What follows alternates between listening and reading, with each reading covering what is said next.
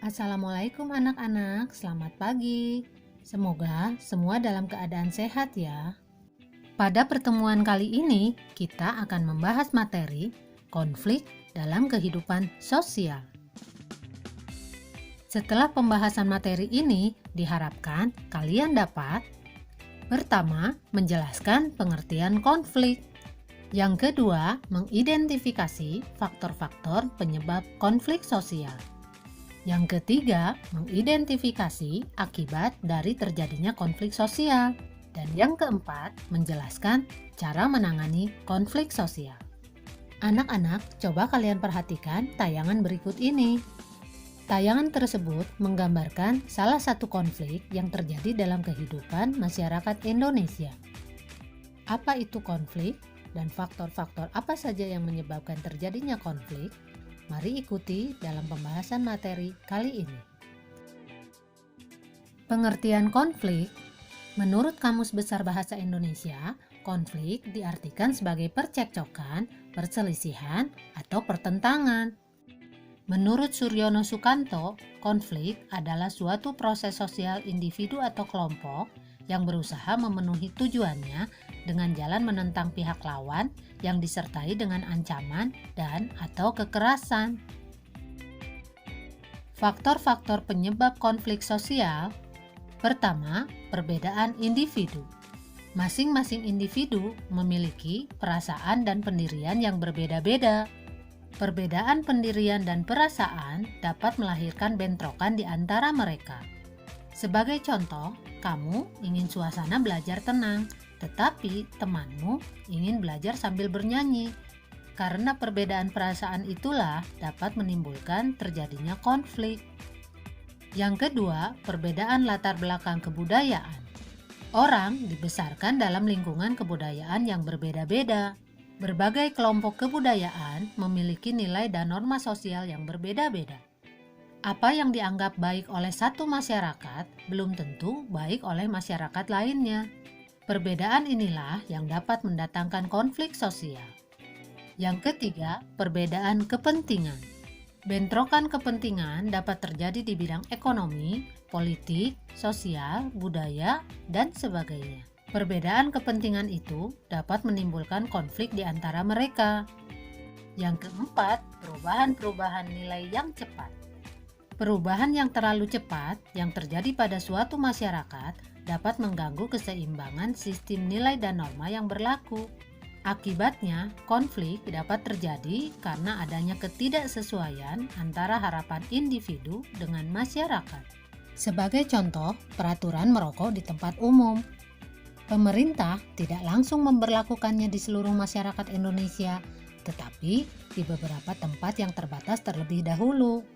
Lalu, perlahan-lahan terus meluas dalam rangka memberi kesempatan kepada masyarakat untuk memahami peraturan tersebut. Hal ini dilakukan untuk menghindari terjadinya konflik. Mari anak-anak kita lanjutkan membahas akibat-akibat dari adanya konflik sosial. Yang pertama, meningkatnya solidaritas sesama anggota kelompok. Contohnya, pada pertempuran Surabaya, para pejuang tidak menghiraukan perbedaan suku, agama, organisasi politik, dan sebagainya. Mereka bahu-membahu melawan Inggris. Yang kedua, retaknya hubungan antar individu atau kelompok. Kalian mungkin pernah konflik dengan temanmu, yang menyebabkan dalam beberapa waktu tidak terjalin hubungan yang baik. Namun, karena kemudian saling menyadari kesalahan, kalian berdua akhirnya saling memaafkan. Yang ketiga, terjadinya perubahan kepribadian para individu. Perubahan kepribadian dapat terjadi pada kedua belah pihak yang mengalami konflik. Kedua belah pihak dapat saling menyesuaikan atau justru masing-masing mempertahankan kebenaran yang diyakini. Yang keempat, rusaknya harta benda dan bahkan hilangnya nyawa manusia. Konflik yang berujung pada kekerasan fisik dapat menyebabkan kerusakan dan hilangnya nyawa manusia. Sebagai contoh, konflik yang diakhiri dengan peperangan.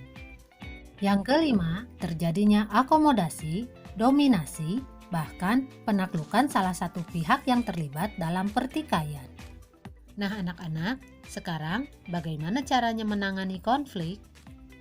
Cara menangani konflik, pertama, menghindar. Kadang, orang merasa tidak ada manfaatnya melanjutkan konflik dengan orang atau kelompok lain. Orang ini berusaha menjauhi masalah yang menimbulkan konflik maupun orang yang bertentangan dengannya. Yang kedua, memaksakan kehendak. Ada individu atau kelompok yang memandang bahwa pendapatnya atau idenya itu adalah yang paling benar. Oleh karena itu, dengan segala cara, konflik harus berakhir dengan kemenangan di pihaknya. Karena itu, dia atau mereka berusaha menguasai lawan-lawannya dengan memaksa lawan menerima penyelesaian yang diinginkannya. Yang ketiga, menyesuaikan kepada keinginan orang lain. Ada orang yang merasa bahwa konflik harus dihindari demi menjaga hubungan baik. Ia mengorbankan tujuan pribadi untuk mempertahankan hubungan dengan orang lain. Selanjutnya, yang keempat, tawar-menawar. Dalam proses tawar-menawar, individu akan mengorbankan sebagian tujuannya dan meminta lawan konflik mengorbankan sebagian tujuannya juga. Dan yang terakhir, yaitu kolaborasi.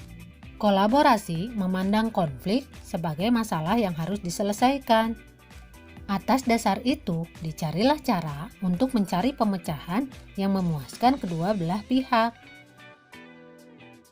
Nah, anak-anak, demikianlah pembahasan mengenai konflik sosial. Semoga dengan pembahasan ini dapat menambah wawasan serta menjunjung tinggi persatuan sehingga konflik sosial dapat terhindarkan.